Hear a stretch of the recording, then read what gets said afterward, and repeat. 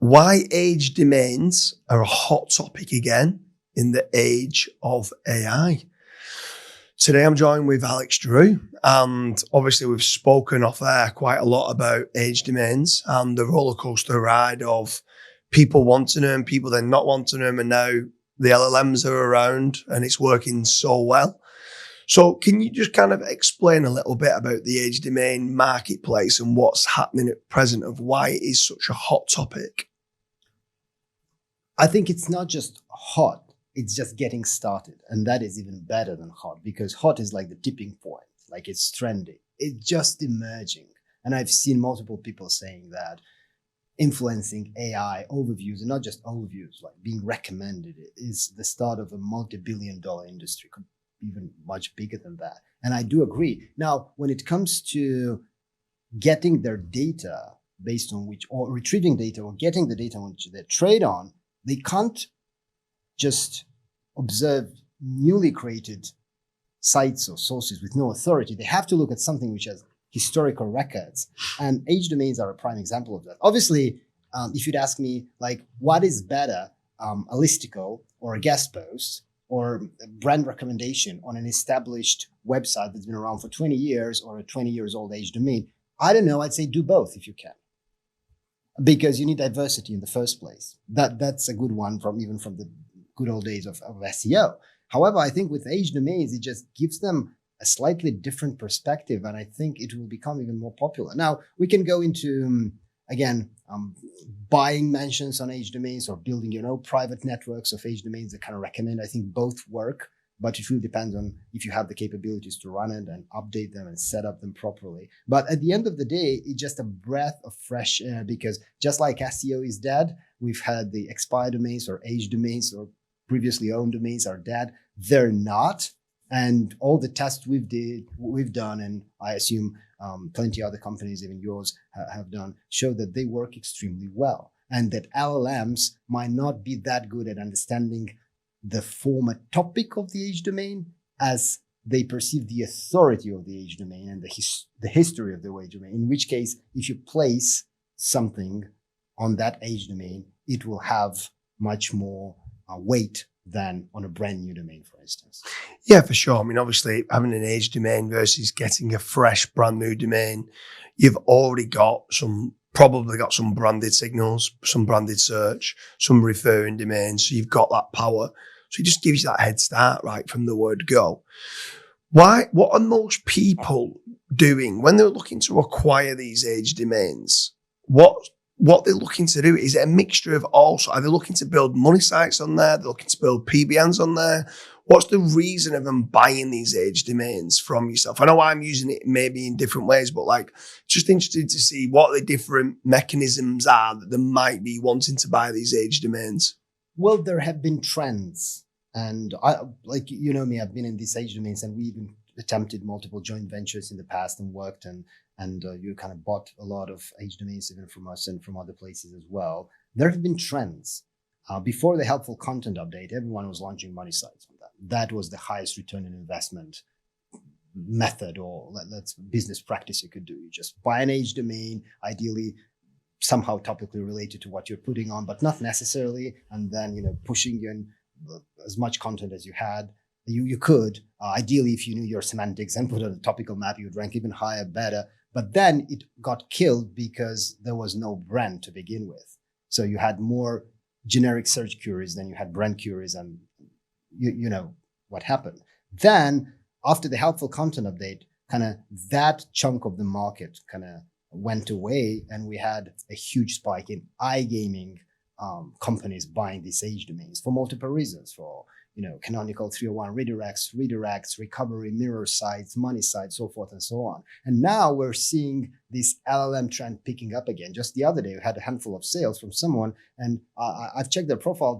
They're definitely not going to build content money sites on them. They're definitely not into iGaming. So most likely they're going to use them as setups to have third-party unrelated recommendations about their business, perhaps listicles or whatever works right now. So I think this will pick up, and most people don't yet get, but we are at the beginning of a gold rush in age domains. And the beautiful part is that I don't think the industry will ever stop, or at least anytime soon, because there are so many businesses and organizations that are just failing, and someone has to do something with their websites or domains. And we're in a good position as marketers to take advantage of that. Yeah, for sure. In a minute, I want to talk about the AI visibility and why the age domains are working so well for seeding those LLMs and getting AI to recommend you.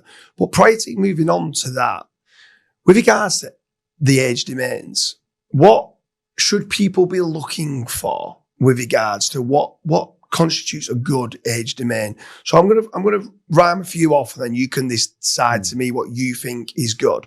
Because I hear some people just by going off DR from Ahrefs.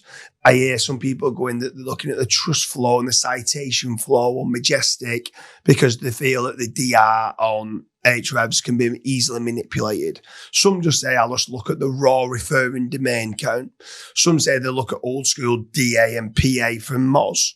Some people look at how much traffic that it used to get. Some are trying to check out how many branded searches the domain name gets. Some people are looking at, has it got a Google business profile maybe being attached to it? Some people are looking at the types of links, so not just the referring domain count, but does it have a Wikipedia page? Does it have Wikipedia backlinks?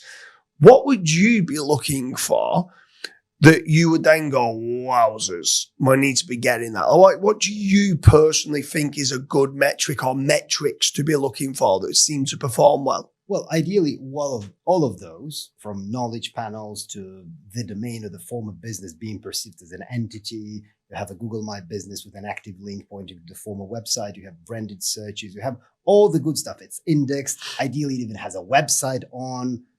It has, good crawl budget, but it might be an overkill. Sometimes you don't need all these. So, and sometimes the price of such domains, even if talking about auctions, or maybe you can be lucky and drop catch it, or someone can sell it to you like a bankrupted business or such. But you might not need all that. You might need just one signal, depending on what you actually do. And if all of these is kind of backed up by good metrics, then it's fine. But you might not need all of these. So, for instance, from an AI visibility point of view, I'd lean towards getting the former business to be some sort of entity, perceived as entity. I think that is the most important one. And then you could fake the traffic if you really want to, because it's an entity. You're kind of searching the entity, right? Like CTR and all these things. But I don't want to go in deep into SEO or black hat SEO.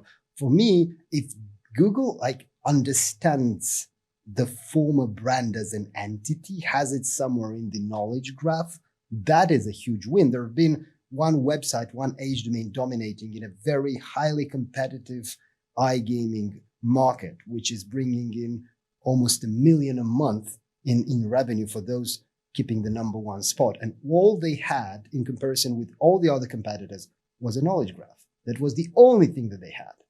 And the links were relatively mediocre. Well, they built more links. It didn't have prior traffic. It was even dropped. It actually went through the whole life cycle and it dropped. So all this narrative, well, maybe it worked back in the days, but now with Google becoming much better, I think that the corroboration with the fact that we kind of kept record of this and we perceive it as an entity, which is connected with all the other things in our network, gives it a huge boost. In other cases, it could be a GMB, for instance. Why do you think it's become such a hot topic to start acquiring age domains again? It should have always been a hot topic, to be honest with you, but why do you think it's come back so much now? And people seem to be less bothered about the backlinks from it and more about, you mentioning there, the entities. Do you feel that as marketers have started to evolve more into understanding brand and entity and knowledge panels and the power that they bring?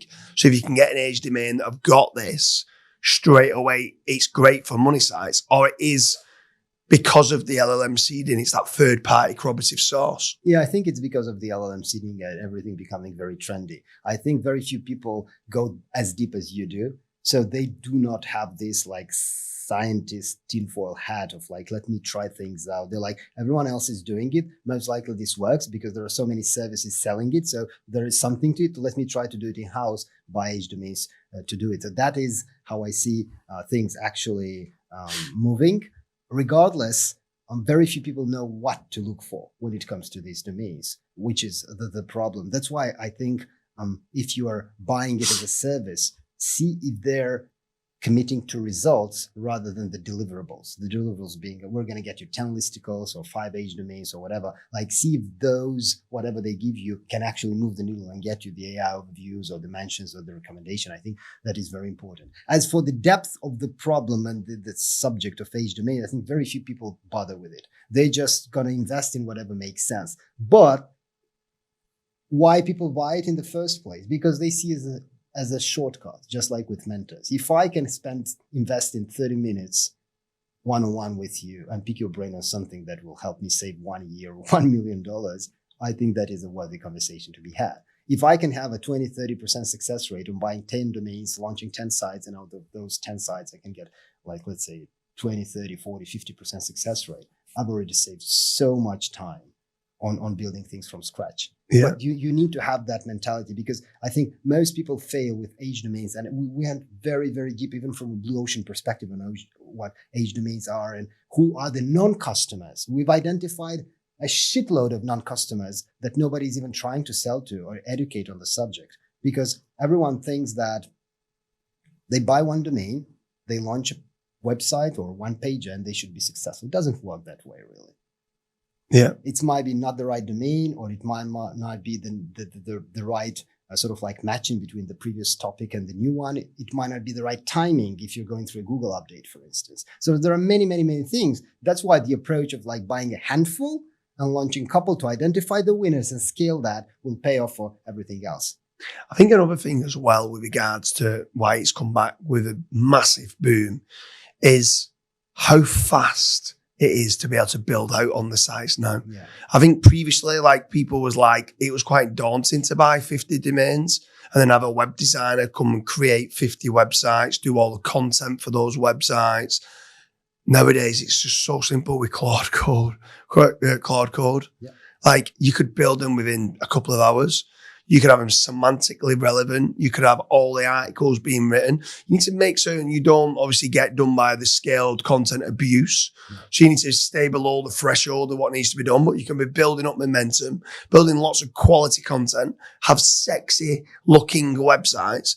And I think that's another huge reason why age domains have come back with a bang, because now people can own these strategic assets to be able to position the brands on these third-party sources to basically recommend who they are.